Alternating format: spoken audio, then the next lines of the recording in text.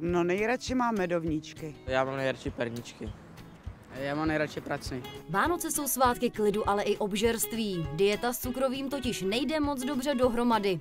Ovšem mlsat můžeme i bez obav o zdraví. Do módy se dostalo fitness cukroví ze zdravých surovin. Fitness cukroví jsou samozřejmě potřeba speciální ingredience. Použijeme sušené ovoce, to nám to trošku dosladí.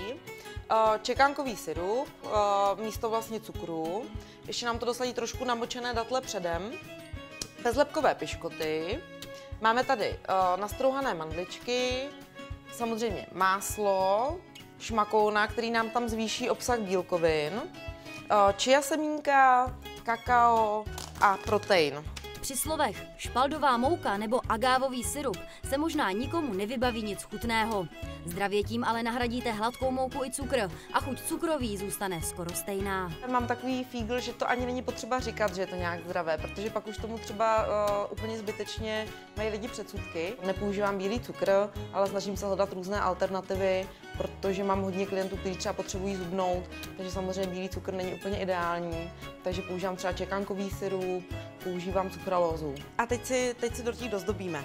Jednoduše tím tvarohem, do kterého jsme přidali karot. Zdravá alternativa mlsání se hodí pro každého. Odborníci ale přiznávají, že i přes zdravé ingredience se po fitness cukroví moc nehubne. Kaloricky je to vlastně na stejno. Já si myslím, že to má smysl, když někdo jakoby si jede nějaký životní styl, jako třeba bez lepku, bez cukru, takže si udělá k Vánocům jako k té svý večeři specifický cukrový, ale pro běžnou populaci nevím. No. Recepty tedy využijí hlavně alergici na lepek nebo cukrovkáři. Ostatní si mohou alespoň jednou do roka pořádně zahřešit. Pro televizi Barrandov, Lucie Šprinclová.